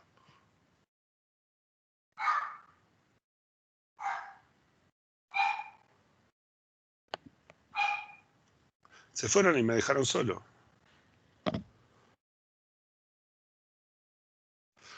No. Claro, estamos acá. ¿Qué están pensando? Bueno, a ver, ¿entienden lo que estamos hablando con el índice? Dígame sí, cualquier cosa. Sí. Putéenme. No importa. Pero me siguen, o sea, yo quiero que estas cosas le queden claras. Entonces, ¿qué es lo que pasa? Yo tengo la clave foránea apuntando para un lado, pero en realidad la puedo usar para el otro, porque tengo un índice del otro lado. O sea que yo puedo perfectamente dar... la clave foránea va de localidad a departamento, pero yo perfectamente puedo partir de departamento hacia localidad, hacia sensores, hacia mantenimiento, porque también tengo un índice del otro lado. Y mi clave foránea la puedo usar como referencia en un sentido, pero también la puedo usar en el otro, porque tengo medios de acceso en los dos lados. ¿Sí? ¿Se entiende? Entonces, el sistema de base de datos sabe eso y lo puede utilizar. Entonces, cuando yo tengo índices en la clave foránea, no importa, de repente, no importa que el sentido de la flecha sea así. Si a mí me conviene que esté para el otro lado, yo sé que también está para el otro lado, implícitamente, porque yo tengo un índice que me hace la búsqueda en el otro sentido.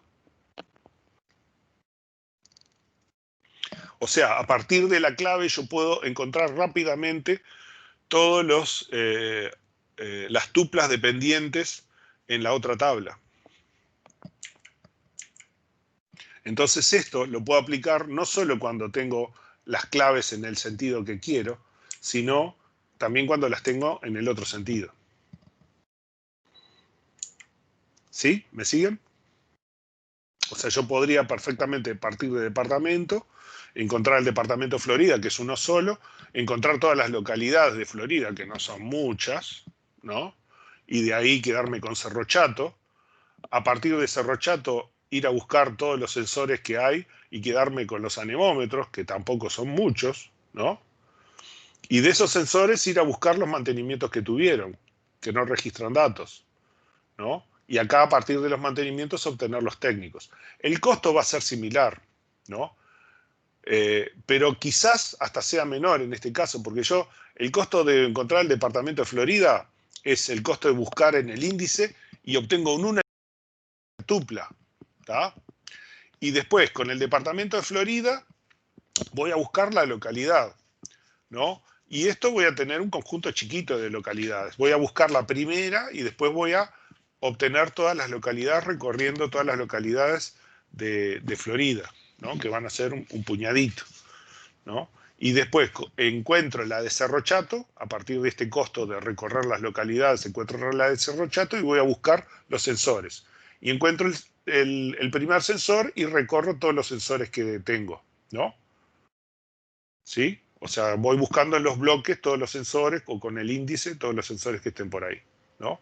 Y después con el número de sensor voy a buscar en mantenimiento, ¿tá? Me voy a recorrer, ¿no?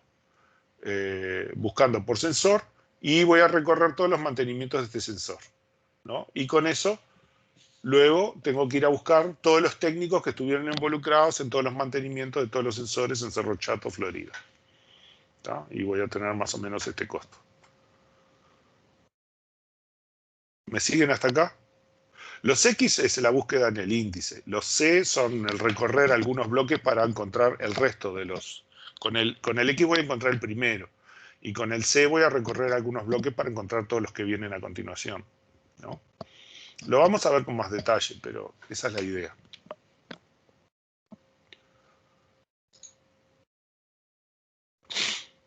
Bueno, todo esto hay que acordarse. Las heurísticas son eso, heurísticas. Nadie asegura que siempre sean la mejor forma, pero en una buena cantidad de casos son una forma de llegar, si no a la mejor de todas las joins, por lo menos a uno lo suficientemente bueno, ¿no?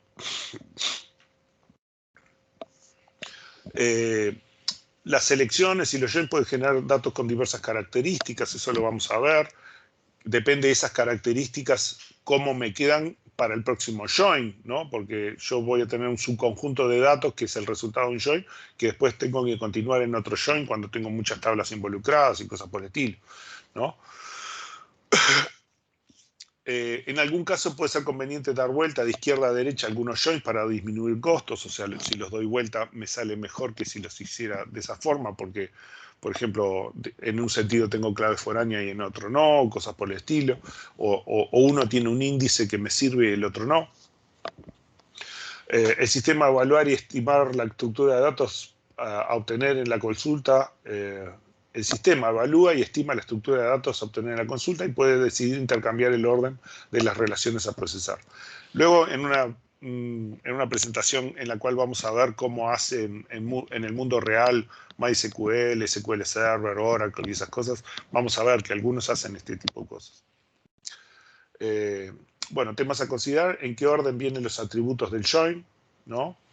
Ordenados por qué campo, el tamaño de las estructuras, las tuplas, los bloques, medios de acceso, costos incluyendo el ordenamiento, ¿no? En algunos casos, a veces quizás nos convenga agarrar la tabla y ordenarla físicamente con los algoritmos esos de sort externo.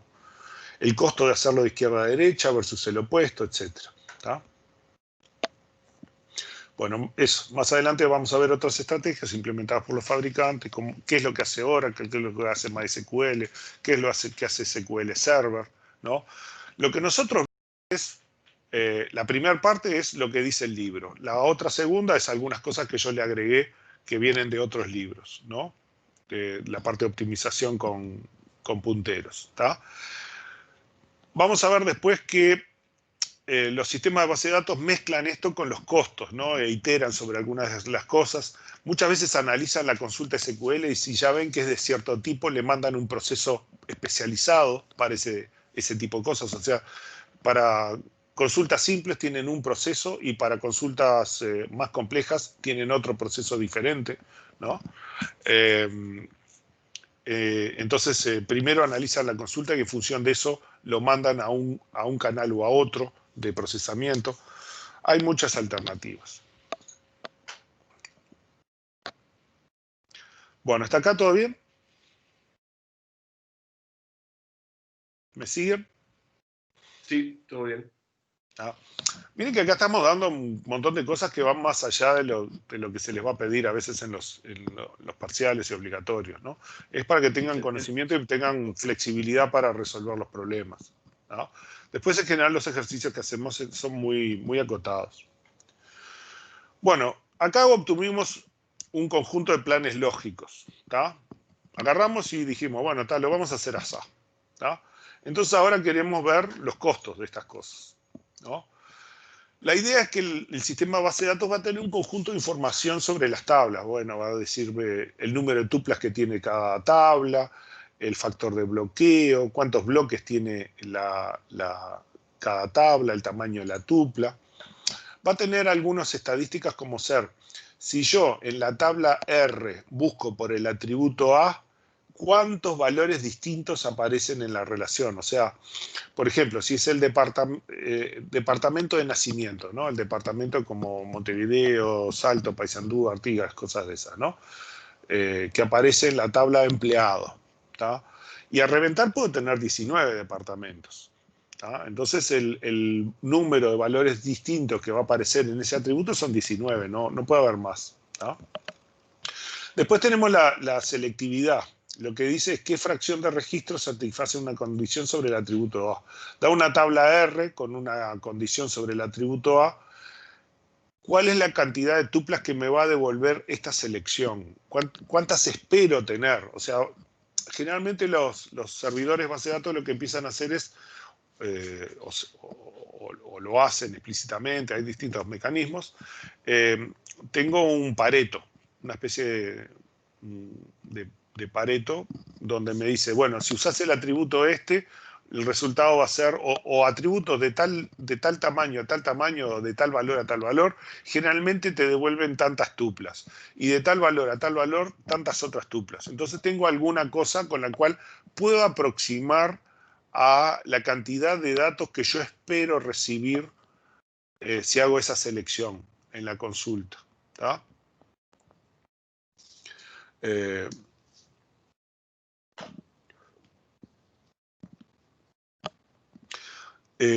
Con una cierta condición. En este caso es la selección con un valor de por igualdad, ¿no? La cardinalidad promedio de la selección del atributo A en la relación L. En promedio, si yo pongo un valor cualquiera en el atributo A y busco todas las tuplas del atributo A, en promedio, ¿cuántos registros tengo? ¿No? O sea, este es lo que me dice es cuántos valores diferentes tengo en la tabla, que es una cosa. Y este otro lo que me dice es cuántos registros tengo de ese valor. Quizás para el valor pueda variar, porque, por ejemplo, si yo estoy hablando de la tabla de empleados por departamento de nacimiento, es claro que voy a tener, para el departamento de Montevideo, voy a tener muchos más que si pido para Artigas o para 33, ¿no? Entonces, esas cardinalidades pueden variar según el valor. Normalmente, los sistemas de base de datos van a tener algún tipo de estadística, de tablas, para poder hacer ese tipo de estimación. Y por supuesto, para los índices voy a tener la cantidad de niveles o el costo de buscar algo adentro de un índice, ¿sí? Lo voy a tener estimado de alguna forma. Bueno, estos histogramas o paretos los mantiene el sistema con distribuciones esperadas, más o menos. Si no hay histogramas, se pueden asumir distribuciones uniformes, ¿no? pero las distribuciones uniformes muchas veces engañan, ¿no? Porque no siempre los datos se comportan de forma uniforme, ¿no? Y bueno, el sistema de base de datos permite hacer estimaciones sobre los costos y la cantidad de tuplas y bloques necesarios para realizar cierta operación sobre las tablas y los joins, ¿no? Los sistemas de base de datos no siempre mantienen estadísticas en cada actualización. En realidad, nunca la mantienen en cada actualización, ¿no? Porque eso es muy costoso. Si cada vez que yo hago una consulta actualizo las estadísticas, es un costo enorme. En general, lo hacen en ciertos momentos, algunos, y en otros, el operador tiene que hacerlo, ¿no?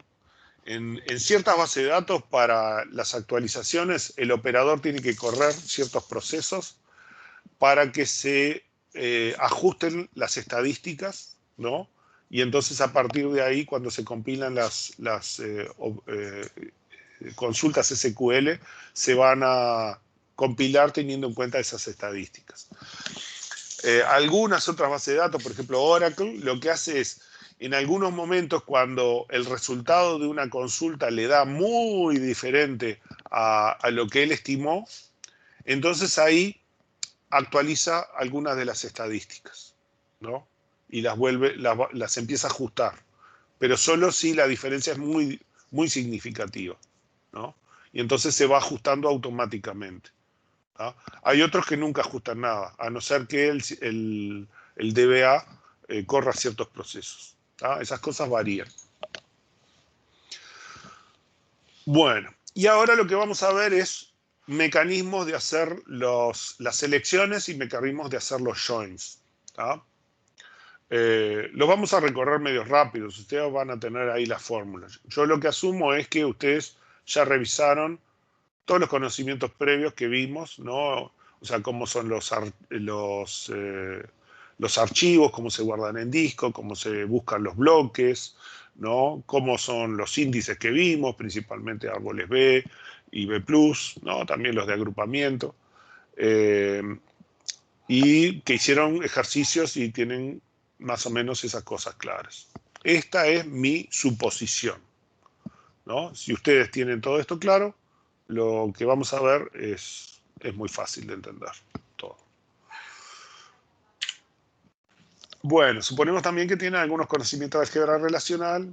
Si no los tienen, pueden ver el material de base de datos 1 mío, que van por ahí. Tienen las clases de base de datos 1 y las carpetas igual que las que tenemos acá, pero de base de datos 1. Y repasen ahí la parte de base de datos 1, álgebra relacional. Ahí también tienen el link para Relax, por ejemplo, para hacer ejercicio de álgebra relacional online. Y están los ejercicios también para hacer, y los prácticos, está todo ahí. Bueno, la selección. La selección se puede hacer por varias formas. Por igualdad de parámetros, podemos buscar un rango que sea mayor que cierta fecha y menor que cierta fecha, o algún tipo de relación compleja, ¿tá?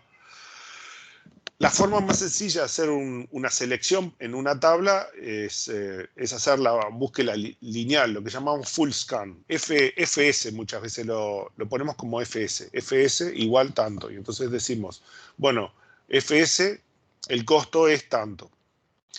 El peor costo siempre es la cantidad de bloques de la tabla, ¿no? O sea, en el peor caso me tengo que leer toda la tabla para encontrar el dato. Acá lo que estamos asumiendo es que estamos buscando un dato y la tabla no está ordenada por ese atributo, ni tiene un índice por ese atributo, y no podemos predecir nada sobre ese atributo, ¿no? Entonces, el único mecanismo es empezar a leer todos los bloques, leer todas las tuplas y ver dónde está ese atributo, ¿no? Tener una idea si el atributo es único, por ejemplo, porque en ese caso podemos parar cuando lo encontramos, pero si el atributo no es único, quiere decir que siempre mi costo es BR, porque siempre tengo que ir hasta el final para sacar todas las ocurrencias de ese valor, ¿sí?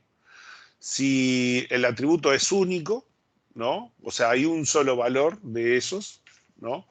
en promedio va a ser B sobre 2, porque a veces lo voy a encontrar en el primer bloque, a veces lo voy a encontrar en el último, y si no, la gran mayor parte de las veces lo voy a encontrar en cualquiera de los que están en el medio. En promedio voy a tener que buscar BR sobre 2 bloques, ¿no? En promedio. Pero a veces lo voy a encontrar antes, a veces lo voy a encontrar después. Si son datos que se repiten, tengo que siempre buscar hasta el final porque no sé cuántos valores hay, ¿no? Si estoy buscando un valor que quizás no está en la tabla, también mi costo va a ser BR. Tengo que leer toda la tabla. Por eso yo personalmente prefiero poner costo BR y estimar el peor costo, ¿no? Porque para la gran mayor parte de los casos es el costo más real. ¿Se entiende hasta acá? Estas cosas las tienen que haber visto también en búsqueda de arrays en orden, el estudio de orden en algoritmos. ¿Recuerdan esto?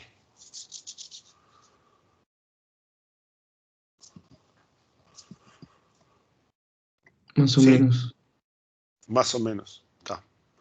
Bueno, está. En algún momento tuvieron que ver en algoritmos el tema de búsqueda de atributos en un array. ¿Está? Esto es lo mismo. Usamos los mismos algoritmos, solo que ahora están en disco y tienen un costo más grande porque tenemos que buscar en disco. ¿Está? Pero repásenlo un poquito, busquen los apuntes y van a ver. Estas fórmulas están todas ahí. ¿Está? Estamos usando lo mismo. Si nuestra tabla está ordenada, vean que acá lo que yo tengo, están todos ordenados. 1, 2, 3, 4, 5, 6, 7, todo hasta el 41. ¿Tá? Podemos hacer la búsqueda binaria, ¿no? La búsqueda binaria, la idea es, bueno, yo sé la posición de cada uno de estos. Yo puedo pedir la posición 1, le puedo poner la posición 21. Esto tiene trampa porque la posición 1 tiene el 1, la posición 2 tiene el 2 y la posición 21 tiene el 21 y la posición 41 41. Pero supongamos que no tuviera esos valores, que tuviera otros, ¿no? Entonces, la búsqueda binaria, ¿qué es? Yo puedo pedir el bloque del medio y miro cuál es el valor. Y yo estoy buscando 14 y el valor que encontré es 21. Entonces, 14 yo sé que está a la izquierda porque es menor.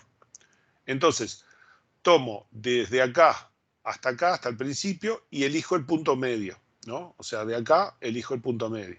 Acá ya sé que no está, porque 14 es menor que 21, o sea que mayor no es. Entonces, todo esto ya los descarté. Entonces, vengo y elijo el punto medio. Y comparo 14 con 10. 14 es mayor que 10, por lo tanto, acá no va a estar, ni tampoco va a estar acá. Si está, va a estar entre medio, entre el 10 y el 21. Entonces, entre el 10 y el 21 elijo el punto medio y comparo. Ahí me da 16. Como es 16 y es menor que el 21, y el 14 es menor que el 16, pero mayor que el 10, entonces si va a estar en este lado. Y entonces corto al medio.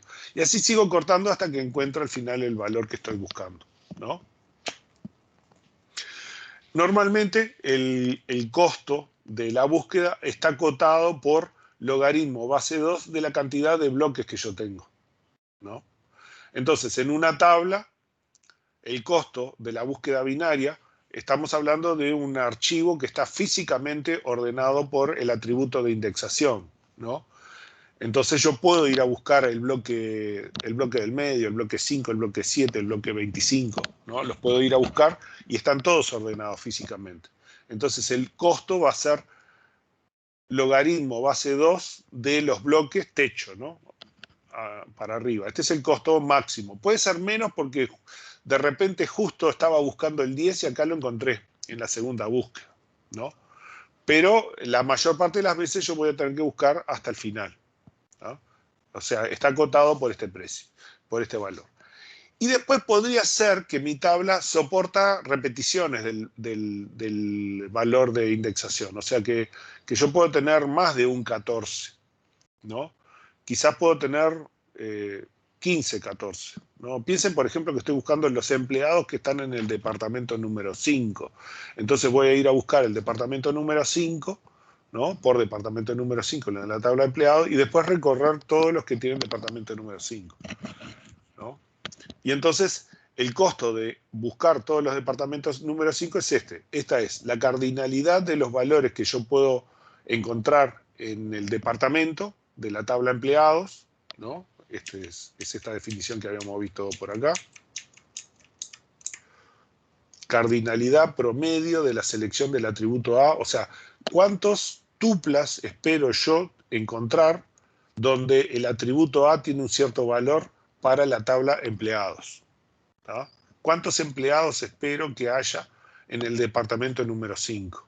¿Tá? Esa es la pregunta de la cardinalidad promedio para un cierto atributo, número de departamento, en la relación empleado. Entonces, eso me dice la cantidad de tuplas que yo espero.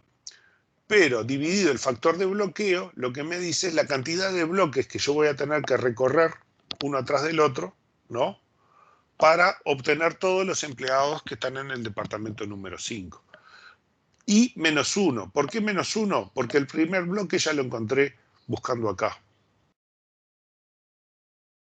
¿Sí? ¿Siguen?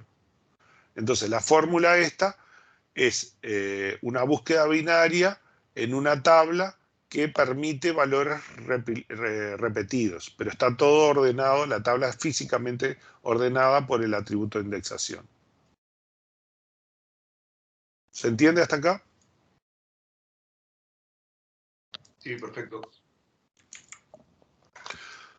Bueno, este es el algoritmo que ya vimos, ¿no? Que lo que está haciendo es, hace esto, ¿no? El comienzo es 0, el comienzo sería el primer bloque, el fin es el último bloque, la cuenta de bloques, ¿no? Y entonces calcula el punto medio, ¿no? O sea, comienzo es 0 y el medio es el punto medio, ¿no? Y entonces agarra y lee el medio, ¿no? Y si hay una tupla con mi clave en el bloque, entonces encontré y salgo y termino, ¿no? Este asume que estaba buscando un único valor. Si no, si mi clave es mayor, entonces lo que cambia es el fin es igual al medio, ¿no? Perdón, si mi clave es mayor, el comienzo es igual al medio. Y si mi clave es menor, fin es igual al medio. Y vuelve a iterar, ¿no? Y sigue haciendo lo mismo, ¿no? Y siempre busca el valor del medio, ¿no? Y vuelve a iterar, ¿no? Lo que nosotros estamos haciendo acá. Digamos, este es el algoritmo básico de búsqueda binaria o bipartición. Bueno, si usamos un índice primario, por ejemplo, un índice de agrupamiento, y tiene un costo X, ¿no? En este, por ejemplo, el costo es 1 porque tiene un único bloque, ¿no? Y ese me da un puntero a todos los bloques que tengo que recorrer. Entonces, para el valor, quiero ver cuántos bloques tengo que recorrer y va a ser el tamaño, la cantidad de tuplas y el factor de bloqueo del índice de acá. Me va a decir cuántos bloques tengo que recorrer para ese valor, ¿no? O sea, este X, en este caso va a ser 1, más la cantidad de tuplas dividido el factor de bloqueo, me va a decir cuántos bloques tengo que leer para obtener todos los valores, ¿no? En el caso de un índice por agrupamiento, ¿no? Perfecto. ¿Sí? Y bueno, ya se nos terminó la hora, ¿no? Bueno, la función de hash es 1 o 2, dependiendo del tipo de hash, pero está, ahí termina. ¿Me decías?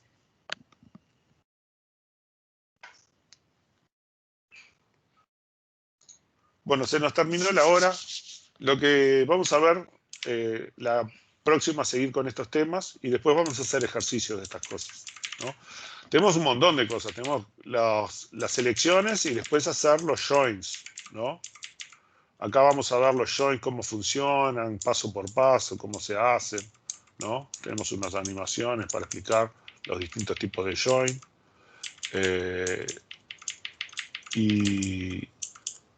Y cómo se van resolviendo las consultas, con ejemplos, ¿no? Muchos de estos son animaciones y vamos a irlos explicando. Y las fórmulas, los costos que tienen cada uno de estos, ¿no? Porque después en algunos ejercicios ustedes van a tener que aplicar las fórmulas para hacer una estimación de los costos de las consultas, ¿no? Pero bueno, nos vemos la próxima. Gracias. Hasta luego. Chao. Chao. No, gracias. Repasen, hagan ejercicios, mándenme ejercicios hechos. Bueno.